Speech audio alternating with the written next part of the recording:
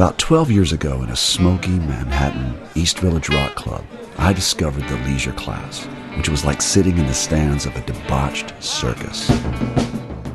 Hey, this is Trey K. That's me several years ago when I was doing a story for NPR about this band that I liked in the 1990s. They were called the Leisure Class. I saw beauty in a Burger King. The band had a first-class horn section, a small choir of backing vocalists, and perhaps most captivating was frontman Dimitri, a possessed madman from Detroit who would strut and jump around the stage, cussing and freely launching into poetic rants. And my tongue grew like marble. Zach sat on a rock of the same name. He berated an electrician by trade who was moonstruck and born of flame. They called him Red. This guy Dimitri fascinated me. Back in the 90s, he seemed like the archetypal, hey babe, take a walk on the wild side, New York artist. He was handsome, charismatic, and edgy as all get out. My heroes, a lot of them were in the beat movement, you know, and it was Hunky, it was Burroughs, Corso, Ginsberg. Well, I got to meet these guys, you know. I got to cop dope for these guys. I got to live with these guys, you know. His name is Antoine. They call him Tony. He come from Haiti. He speaks the Creole. I got to know Dimitri because I used to play in the New York clubs too with my band, the Cheese Beads. And it turned out Dimitri had a dark side. I remember one time back in the 90s, I was a part of this gig that featured the Leisure Class, Dimitri's band. And at the end of the night, I had this envelope that was filled with the band's cut of the money that was collected at the door. I was waiting to give it to them when my friend Rita came over and said, "Trey, whatever you do, don't give any money to Dimitri. You gotta know, he's a junkie. If you give him any money, he's gonna go smoke that crack. When he smoked that crack, that's all he know. That's all he know. He'd go to heaven.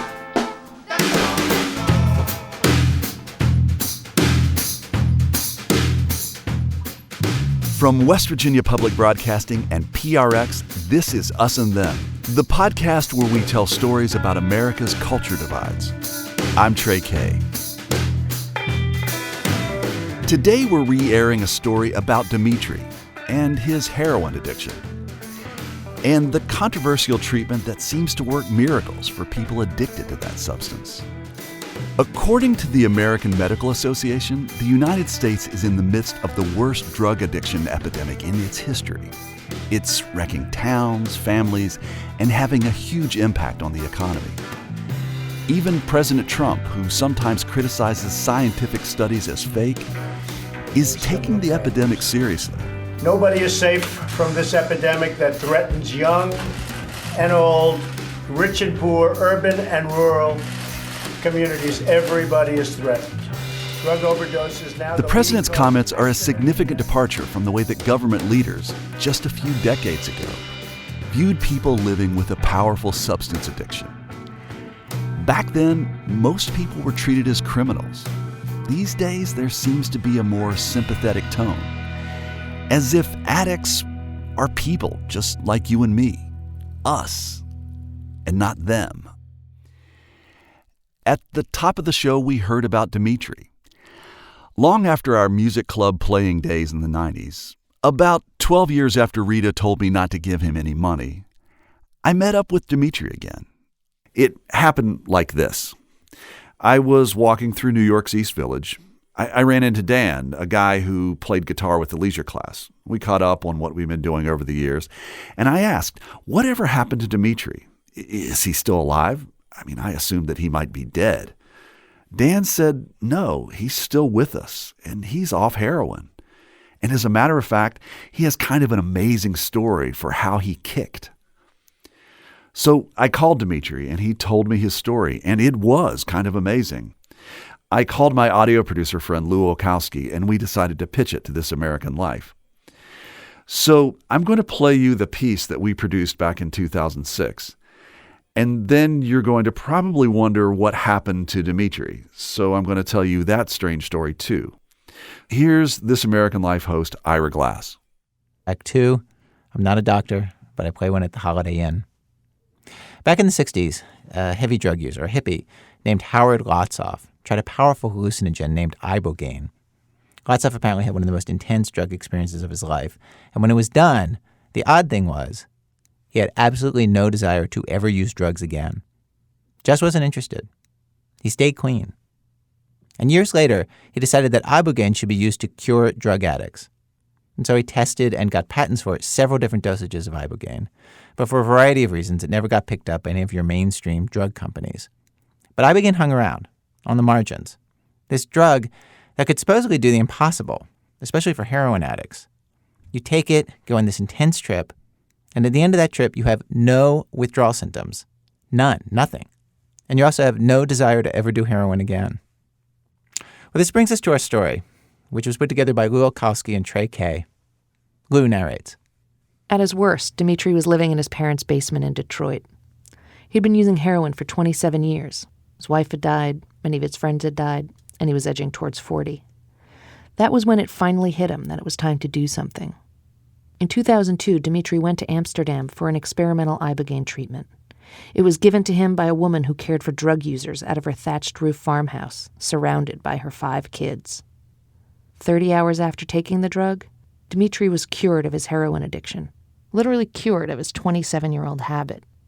He remembers waking up at the crack of dawn 3 days later and experiencing a sensation that he hadn't felt in years. Joy. I have never felt that good in my life. Didn't need heroin. I was completely exhausted. And I just kept on saying, I said praise God over and over and over again. And one of the little girls, I can't remember which daughter it was, she said, we had a black man from the Bronx and he kept saying the same thing. Praise God, man. Praise God. Dimitri says a lot of people come out of ibogaine treatments feeling euphoric, almost evangelical. And Dimitri became a kind of ibogaine convert, determined to take the good news about this miracle drug that had instantly cured him to other junkies. He knew tons of people back in the States that needed help, and as far as Dimitri was concerned, they weren't treated well by the traditional medical establishment. I mean, my girlfriend works in a hospital. She comes back and tells me these stories, and I've seen it. I've been in a hospital when I was an active user and fought with doctors for friends of mine. I had a friend of mine sent home with spinal meningitis and aspirin because they didn't believe it. And he turned out to be HIV positive, too. And, I took him in a second time, and I got in a big fight with this doctor who started moralizing, So, God only gives you 3 chances, Not only is he an MD, but he knows how many chances God gives you. And so Dimitri decided to become an ibogaine provider himself, to save his friends just like the woman in Amsterdam had saved him. There were only 2 problems with this otherwise laudable goal. First of all, because ibogaine is a hallucinogen, it's illegal in the U.S. It's a Schedule I drug, like heroin, and if Dimitri was caught buying or selling ibogaine, he could go to prison for the rest of his life. The second problem was that by giving people ibogaine, Dimitri was basically doing the job of a doctor or nurse without being either. Dimitri was a small-time rock star, bike messenger, dishwasher. He hadn't even taken a first aid course, and ibogaine is a potentially dangerous psychotropic. So for guidance, Dimitri hooked up with other underground ibogaine providers, former junkies like Dimitri, who over several decades had developed a kind of ad hoc collection of protocols about dosage and care. And the first time he gave a treatment, it went okay. But with the second guy, a drug dealer who helped Dimitri find ibogaine and who actually referred addicts to him for treatment, it didn't go so smoothly. So we go through the process. He gets done with it, basically. Okay, this is my second treatment. And then he goes into a seizure. Eyes rolling back his head, foaming at the mouth, biting his tongue. A seizure.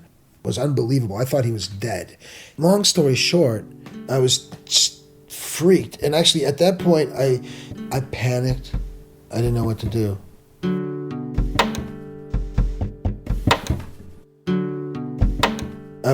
This guy's gonna die, and what the hell am I doing?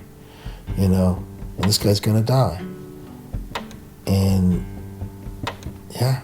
what business do I have to do this?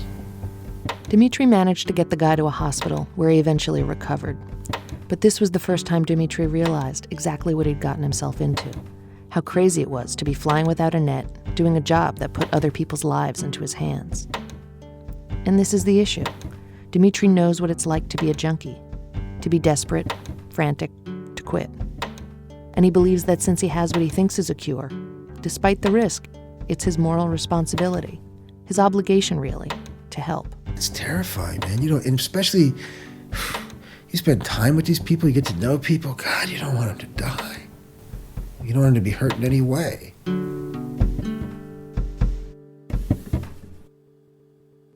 Because Dimitri doesn't want his clients to be hurt in any way, he tries to be as much like a professional clinic as a former junkie with a by-the-seat-of-your-pants operation can be. He says he's even cobbled together a set of rules, more or less through trial and error. For example, clients should be clean of drugs and alcohol for a certain amount of time before a treatment. They should get EKGs if possible, and liver panels. And so just like he's had to invent nearly everything else about this job, he's had to invent boundaries for himself. Boundaries that are hard to maintain with everyone. They ring my doorbell, call me up, and I had a guy threatening to shoot me 2 weeks ago who went on a relapse, and this is like a real close guy, man. He wanted to kill me. Having a client threaten to shoot you probably wouldn't be accepted in the world of professional medicine. But Dimitri sees addicts differently than most people do. He loves them. I interviewed him for a total of 35 hours over 7 months, and here's how he described every single addict he knows. He's a brilliant guy. He's a beautiful guy. He's a great guy. He's a musician. He's a writer. He's an incredibly sweet man. He's such a great guy. He's got great taste in music. He's read some great books. He's funny. He's strange. I like him, man. I really like him. One of the people Dimitri talks about this way, one of his clients, is Jimmy. Jimmy's middle-aged, clean-cut, working class, the kind of guy you'd see working at the post office or sitting next to you on a bus. He's clearly, genuinely a sweet guy. But if you hang around with him long enough, you feel the dark cloud that follows him around.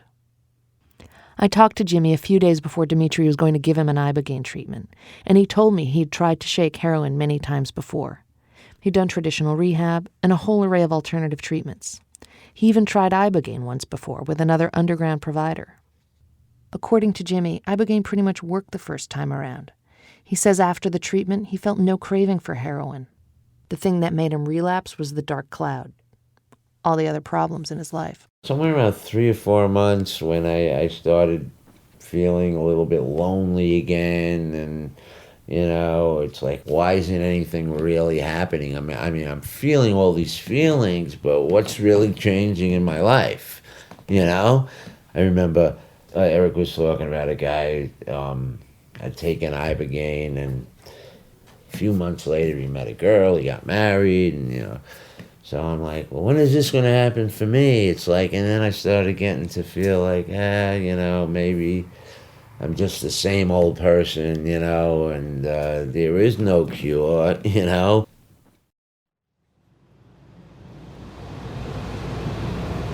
See what this knucklehead is. I'm standing on a street corner in the rain in Midtown Manhattan with Dimitri. It's 5 p.m., the time Jimmy's supposed to show for his treatment, but he's late. Dimitri is not happy. Just the week before, he was waiting for a client in the exact same spot, and the guy never showed. It's not unusual. The flake factor is an occupational hazard when your entire client base is heroin addicts. But it still gets to Dimitri, who's always nervous and tense before treatment. I'm getting hives, which is normal. See? It's all over my legs and my feet. I get hives every treatment. Finally, 3 hours later, 3 hours, Jimmy arrives. There he is. Jimmy! Jimmy! We drive up and open the car door for Jimmy. Get the in the car! Sorry for putting you through all that crap, but... What, did you forget? That you're going to take a strong African hallucinogen today so I slip your mind? Yeah, I just crashed because I was up all night. Okay. Well, at least you got some sleep.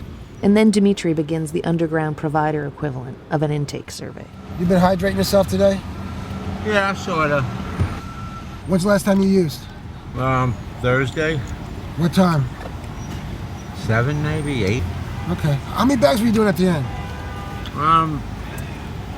You know, it really depended on how much money I had. I tried to hold a bundle for the whole week, and I ended up doing the whole bundle in one day. You know, so I mean, so I can't hold on to it. That's what sucks. As I listen to this exchange, it's hard to tell if Dimitri is getting any useful information. It's also casual. Basically, Dimitri and Jimmy just joke around until we get to the hotel in New Jersey, a comfortable chain where Dimitri has instructed Jimmy to book an economy suite with a small bedroom and a separate living space with cable TV. While Jimmy hangs out, Dimitri puts away some groceries and preps the room. We'll set up a bucket for him to puke in. We want to make the room as dark as possible. Good thing it's starting at night. Dimitri is careful to make everything as comfortable as possible for Jimmy.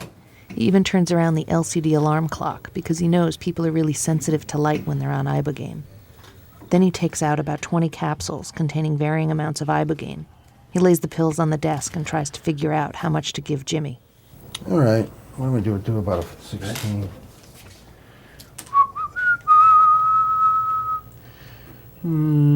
That's too much. Can you say what you're doing? I want to give my desk a dose of like 16 milligrams per kilogram. I'm just trying to combine the pills so they add up to that. Yep, that's right. Okay. You ready, buddy? Yeah, I'm ready. Okay. Jimmy strips down to his underpants and crawls into bed before taking the dose. His job is to lay there, as still as possible, in this dark room and let the drug take effect. Dimitri's job is to wait on the other side of the door in case anything goes wrong. After 2 hours, Dimitri goes in to check on his patient. Jimmy doesn't acknowledge we're there until Dimitri asks how he's doing. He opens his eyes and looks around, but just like a newborn baby, his eyes don't really focus on anything. Oh, it's really intense. It's really intense? Yeah. Okay. You throw up a little bit? Huh? Did you throw up a little bit? Yeah. You're doing fine, though, bro. You're doing really good. You want to get a towel for you? Huh? You want a towel? No. Okay, buddy. Okay. The treatment takes about 30 hours and is, at least for Dimitri and me, uneventful. We watch a lot of TV. Dimitri checks in on Jimmy and cleans him up when he throws up. Jimmy just lies there having visions, not sleeping, but not fully coherent either. Dimitri seems worried when Jimmy's finished with the treatment. Jimmy isn't euphoric the way people usually are. Instead, he's kind of depressed and agitated. And after chatting a little bit, Jimmy reveals that he'd been doing coke the night before. I was getting high the night before, coke and all, you know. Oh, you did coke the night before? Yeah. I was smoking crack. Ah, smoking crack. All right, let me tell you something. Don't smoke crack the night before. Actually, Friday when you called me up, I was smoking crack. When you called me, asked me where I was. At 5 o'clock? Yeah. Now remember that when we picked Jimmy up, he told Dimitri he'd been clean since Thursday, the day before the treatment. So you were smoking crack all night? Yeah. So you didn't get any sleep? No, I was smoking crack from So Thursday. really, basically you haven't slept since Thursday morning and it's Sunday evening. Right. So, like, yeah, so you kind of had that crack Ibogaine combo a little bit, And right? not only that, I was doing benzos and methadone too. Oh, really? For how long? For about 2 weeks. Anything else, man? I mean, right now it doesn't really matter, just for my amusement. No. Okay. Were you like sniffing shoe polish or anything like that? No? No glue? Okay. All right. Dimitri was joking, but later when I talked to him, he copped to the fact that mixing all those drugs was a really bad idea. Something horrible could have happened. And so the risk would be like heart attack? I don't know. Be honest with you, I don't know. And I just, maybe I should know that, but I don't. When I went home, I called the doctor who does Ibogaine treatments at a licensed clinic in Cancun, Mexico. He told me that because Jimmy had taken benzodiazepine, there was a serious risk of seizure and potentially death. Which brings us back to Dimitri's constant dilemma. He knows he's doing a really risky job. He can't control everything, and the stakes are very high. And when I raise this with him, he suddenly seems sad. I probably don't have a lot of business doing it in a certain sense, but there's nobody else doing it. And that, it seems, is the heart of it. No one else is doing it. So far, everything's worked out okay for Dimitri. No one has been killed or hurt on his watch. In fact, he feels he's helped many people. And he likes doing this work. The actual work is basically touching people, cleaning people, nurturing people, holding people up, soothing their fears, being stern when they need some direction, during the actual, and being really patient and quiet. Yeah, it's not about me.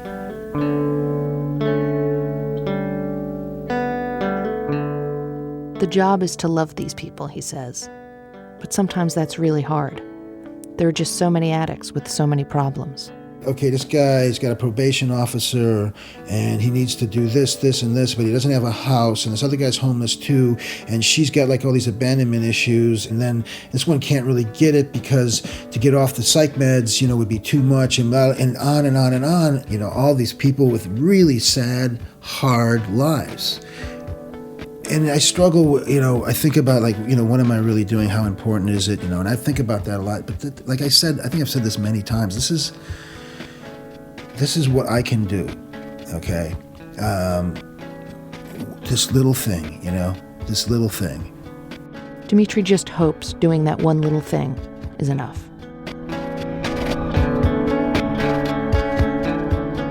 Lou Olkowski, she reported the story with Trey Kay. That was I'm Not a Doctor, but I Play One at the Holiday Inn. Lou Olkowski and I produced this piece for This American Life back in 2006. You might be wondering if Dimitri risked getting arrested by letting us put his story on the radio. I mean, there he was, using his real name, publicly announcing that he was regularly committing felonies. We don't think the story led the police to Dimitri, but they eventually caught up with him anyway. More about that after the break. I'm Trey Kay, and this is Us and Them, which is supported in part by the West Virginia Humanities Council, the CRC Foundation, and the Daywood Foundation. In difficult times, music gives us peace, brings us together, and helps heal us. It calms our nerves and brightens our days. That's why we're bringing you classic episodes of Mountain Stage on air and in our podcast. This is Larry Gross, host of Mountain Stage. Find something that's familiar or brand new and feel the power of live music on our website, mountainstage.org.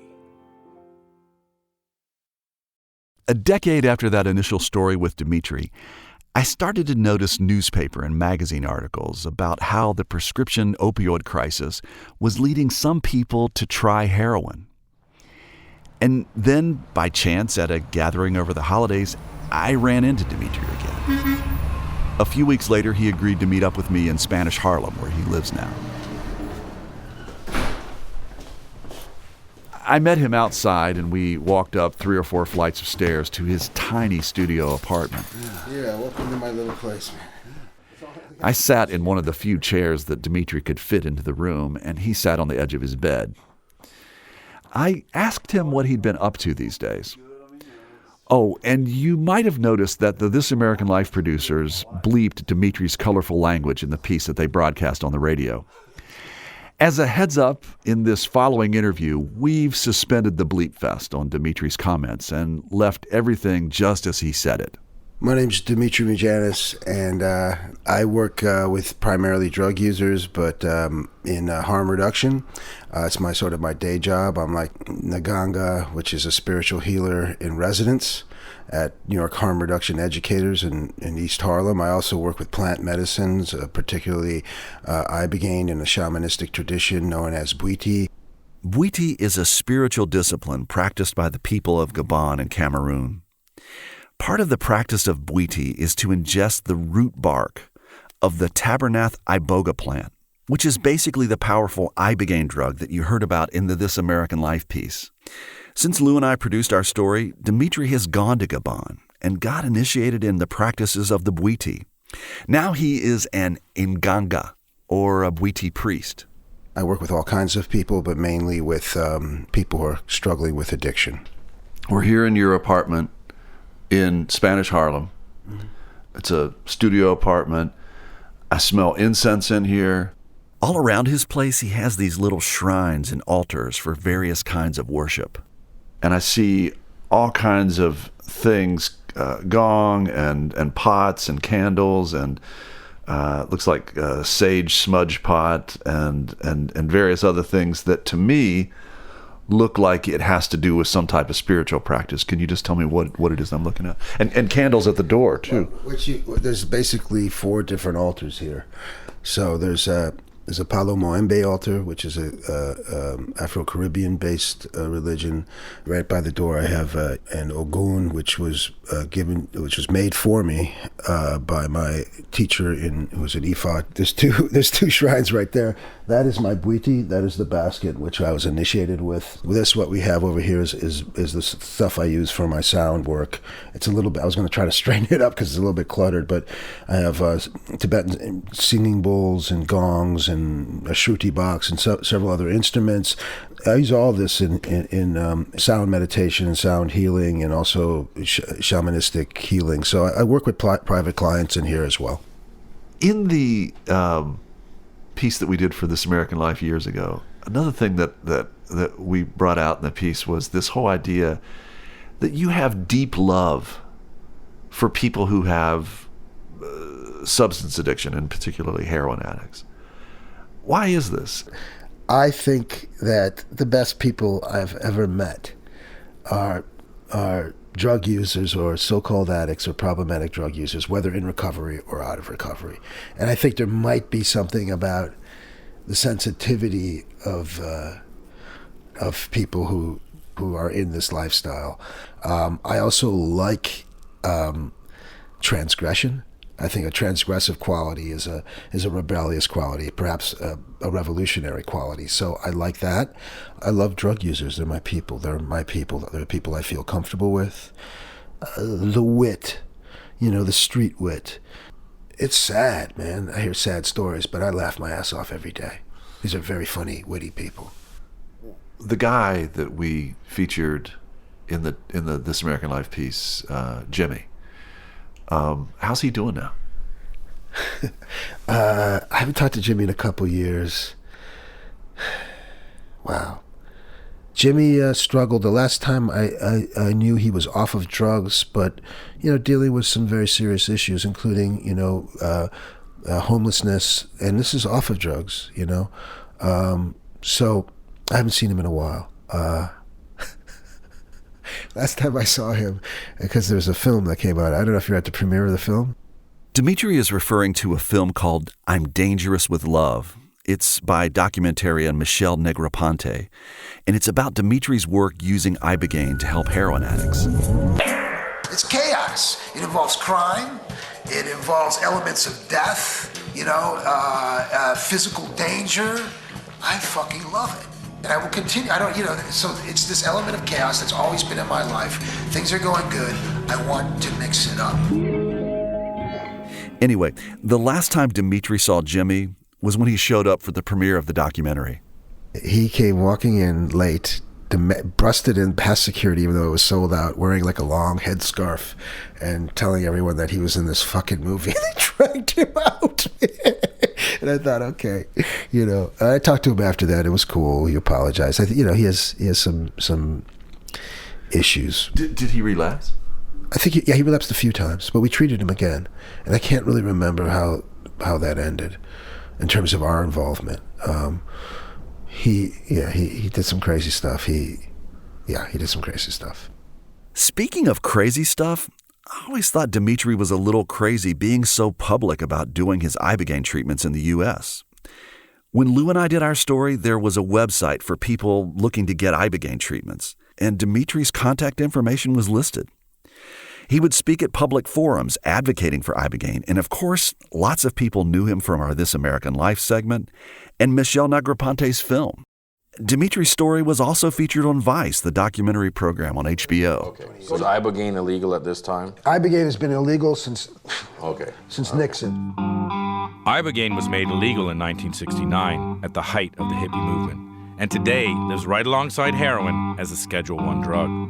And although it's legal in most countries, Ibogaine has some of the stiffest legal penalties here in America.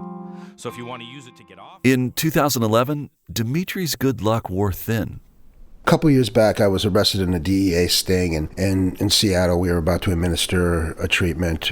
They used an addict, a drug user, a paid informant, and that was about a 2-year ordeal. It cost a lot of money, so I had to stop doing my work. So basically, Dimitri told me that the prosecution was really trying to throw the book at him and some of his Ibogaine treatment partners. They were looking at some serious prison time. They got this prominent old lion of a lawyer, Tony Serra, for their defense. I mean, this guy helped Black Panther Huey Newton walk from a murder charge. So anyway, the defense asserted on behalf of Dimitri and company that the use of Ibogaine was part of their religion, their Wheatie religion. And the judge agreed. He said a few things that were absolutely mind-blowing. He said he didn't know what Wheatie was, but he didn't have to know what Wheatie was. It doesn't matter. That it was clearly our religion. So in the end, he sentenced them to 45 days house arrest. So I had to be home for 45. I got grounded. I got grounded by the feds, and I had to be home like every day, at 10 o'clock or something. But when I went to the probation, they didn't have seen something like that. So it was really extraordinary in so many ways. And let me say this first. The main reason that I'm sitting here without a felony conviction, and there's no doubt in my mind of this, is because of my gender, because of my color, and because of my access to cultural capital. The amount of people that came out in support of us was amazing, from doctors to homeless people who we had worked with. And the story I want to tell about is the guy that was before us in the court. It was an African-American man, I guess in his 50s. Here's this man, and he met with his attorney, this woman who was clearly meeting him for the first time. I was watching this, completely rushed. I'm sure this woman was overwhelmed, doing the best she could, fumbling through papers. They're talking in the hallway, and I'm watching this. He goes up. It makes me angry to talk about. So he goes up, and goes to the judge and basically says, they say, well, he's had 7 urine tests, and 2 of them came up positive for cocaine. Now, as somebody who works in harm reduction and works with drug addiction, I'm thinking, wow, this guy had 4 fucking clean urines. Amazing, right? Because he was on some drug charges. He was working and paying child support. And he relapsed, as folks who have issues would. And the judge said, I don't want to have to send you to jail, and then sent him back to jail. So that's the drug war.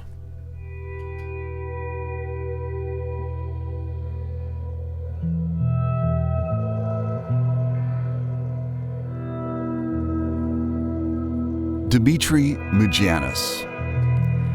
He now consults to Ibogaine treatment centers in Mexico, where more and more people are going to treat their opioid addictions. He still works as an outreach counselor at the New York Harm Reduction Educators in Harlem.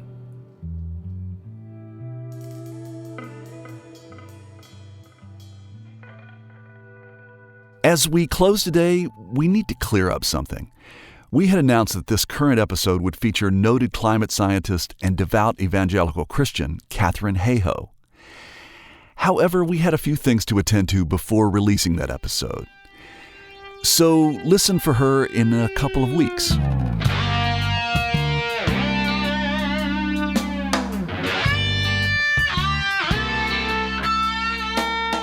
You've been listening to Us and Them. For this show, our team was me, Trey Kay, Mitch Hanley, Lori Stern, Catherine Winter, and Loretta Williams.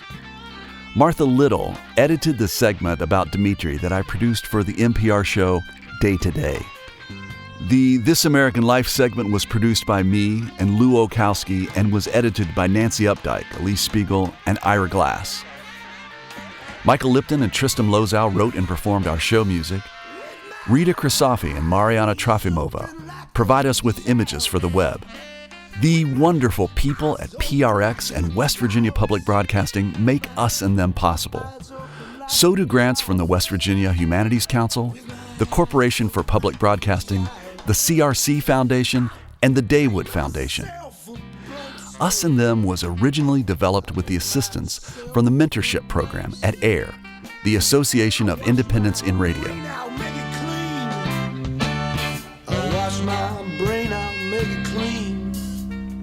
Taking us out today is some music from Dimitri's band, The Leisure Class. I really do think that they were exceptional. If you want to know more about that band or get some of their recordings, we've posted some info on our website at usandthempodcast.com. I'm ready. Ready to receive. Yes, I'm ready to receive Jesus. I'm ready. Ready to receive. We'll see you next time on Us and Them.